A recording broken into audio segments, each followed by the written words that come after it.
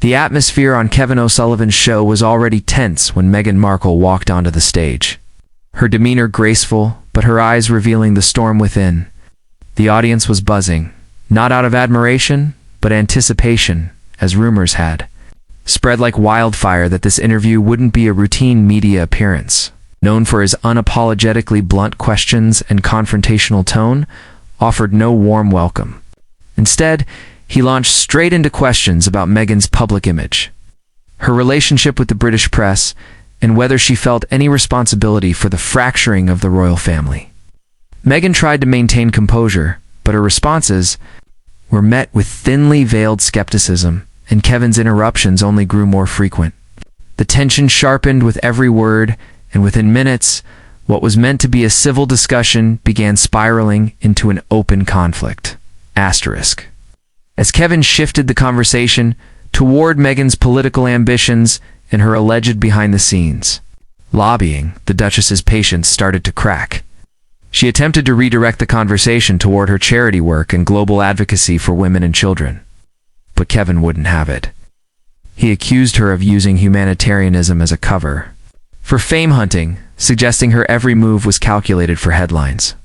Meghan leaned forward, eyes narrowed, retorting that it was precisely this kind of cynical media narrative that fueled the public's misunderstanding of her. Kevin, undeterred, pushed harder. He questioned the authenticity of her victimhood narrative and even mocked segments from her Netflix documentary with Harry. The audience, divided between shock and morbid fascination, watched in disbelief as the conversation tipped from aggressive to personal. Asterisk. Meghan's voice began to rise, no longer poised but visibly frustrated. She demanded to know why Kevin had agreed to host her if his only goal was character assassination. Kevin leaned back smugly, replying that the public had a right to see beyond curated PR stunts. Meghan's face flushed as she accused him of using her name to boost his own ratings. The back and forth turned into an all-out verbal battle. Every attempt Meghan made to defend herself was met with smirks, interjections, or sarcastic jabs. It became clear to viewers at home and in the studio that this wasn't an interview, it was a calculated ambush. Meghan's team, seated just offstage, began to shift uncomfortably, exchanging glances as the situation rapidly deteriorated. Asterisk. The climax came when Kevin brought up Meghan's father and half-siblings topics. Long known to be off-limits due to their public betrayals and media deals, Meghan's expression hardened. She warned him to steer the conversation away from family she no longer considers a part of her life. Kevin pounced, suggesting that cutting people out was her default response to criticism, whether it was the royal family, staff at the palace, or even her own blood. Meghan shot up from her seat, fury flashing in her eyes, and asked whether he invited her just to regurgitate every tabloid headline he could find. Kevin, unfazed, raised his eyebrows and quipped, "If the crown fits, wear it." The audience gasped audibly, and for a moment, time stood still. Asterisk. What followed was a tense silence before Meghan, with her voice trembling but determined, told Kevin he embodied the very toxicity that forced her to leave the UK. She accused him of perpetuating the very hate speech and racist undercurrents that had plagued her journey since stepping into the public eye. Kevin rolled his eyes and laughed off the accusation, prompting Meghan to shake her head in disbelief. Ow! She turned to the audience and cameras, declaring that she wouldn't stay another second on a platform that profited from vilifying women of color. With that, she stood up fully, took a brief moment to steady herself, and walked off stage. The audience was stunned into silence, while producers scrambled behind the scenes. Asterisk. As Meghan exited, Kevin turned back to the camera and casually shrugged, making a snide remark about not being able to handle tough questions. The clip would go viral within minutes, triggering a storm on social media. Twitter erupted with hashtags both defending and condemning Meghan. While clips of the confrontation were replayed endlessly across platforms, some accused Kevin of blatant racism and misogyny, while others argued Meghan was too sensitive for public discourse. Meanwhile, Meghan's spokesperson released a brief but scathing statement about the show's lack of journalistic integrity. Noting that the interview was deceptively framed and full of ambush tactics, the narrative spiraled beyond the studio, reaching major news outlets worldwide. By evening, the fallout had become a full-blown media firestorm. Major publications picked sides. Headlines oscillating between Meghan melts down on live TV and Kevin O'Sullivan crosses the line. Celebrities and public figures weighed in, with some posting messages of support for Meghan's strength and dignity, while others accused her of playing the victim card again. Meghan remained largely silent except for a heartfelt Instagram post, expressing gratitude for those who saw the truth. She also emphasized the importance of media reform and protecting women from targeted character attacks. The post garnered millions of likes and heartfelt comments, a signal that despite the clash, she still had a fiercely loyal base.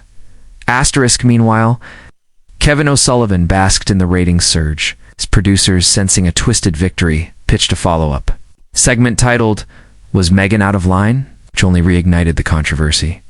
However, the backlash grew just as fast. Protesters gathered outside the studio, chanting slogans against biased journalism and demanding accountability. Media watchdog groups condemned the interview as unethical, and petitions began circulating online, urging sponsors to pull funding from the show. Kevin, for his part, doubled down on his stance, posting unapologetic tweets and mocking his critics. But behind the scenes, executives began to worry about long-term brand damage. As days passed. Meghan re-emerged in a pre-recorded interview with a respected journalist where she calmly recounted the experience. She spoke not as a victim, but as someone exhausted by a world that seeks to sensationalize pain for profit. The tone was firm, but peaceful, and for many, it reset the narrative. She reiterated her commitment to causes bigger than gossip: mental health, equal rights, and dignity. Her words carried weight, and even some of her harshest critics began to reevaluate. That appearance softened the discourse and exposed how the media often builds celebrities up only to tear them down when they no longer fit the script. In the weeks that followed, the clash with Kevin O'Sullivan became more than a viral TV moment. It became a case study. Universities analyzed it in journalism courses. Mental health advocates cited it in campaigns about media harassment. And Meghan, though bruised by the encounter, came out stronger and more determined. Kevin's ratings dipped after the initial spike, as public trust began to erode. The world watched as the cycle of outrage faded, replaced by deeper conversations about fairness, representation, and the line between journalism and provocation. What started as a fiery argument had ignited something much larger, a reckoning with the cost of public life. In the wake of the interview, media split into two camps, one defending free speech and the other defending dignity. Supporters of Meghan pointed out how often women, especially women of color, are expected to maintain grace while enduring hostility disguised as journalism. Meghan's composure during the interview, followed by her dignified exit, was highlighted in countless op-eds and think pieces. Meanwhile, Kevin's approach sparked conversations about the ethics of journalism. Was he simply asking the hard questions others avoided, or had he weaponized his platform to corner and provoke? The louder the debate grew, the more it became clear that this wasn't just about Meghan. It was about every person who had ever been lured into a hostile space under the guise of dialogue, only to be ridiculed for defending their humanity. Media outlets that initially dismissed Meghan's response began reconsidering their tone. Several journalists admitted on air that the segment felt more like a setup than a conversation. Late-night comedians joked about Kevin's smug expressions, while feminist commentators tore into the double standards at play. If Meghan had shouted or cried, they'd call her unstable, one commentator said. If she stayed silent, they'd say she had no answers. She walked out with dignity, and they still called her weak. That comment alone garnered millions of views. For the first time in a long while, public sympathy leaned decisively in Meghan's favor. Even people who previously doubted her found themselves revisiting their opinions. The moment had pierced through the tabloid fog, revealing a truth too often buried beneath headlines. Kevin O'Sullivan, however, was not moved by the backlash. He doubled down on his stance in subsequent episodes, suggesting that Meghan was a media manipulator and had orchestrated her walk-off for attention. He claimed it was all part of a PR stunt, part of a wider strategy to play victim and capitalize on public sympathy, but his remarks fell flat. Viewers began turning off their screens. Ratings that once spiked in controversy began to dip with every dismissive comment. Behind the scenes, staffers whispered concerns about the growing disconnect between the show and its audience. What was once perceived as edgy journalism was now being called out as outdated and mean-spirited. Once celebrated for being unfiltered, was quickly becoming a symbol of the very media toxicity viewers were rejecting.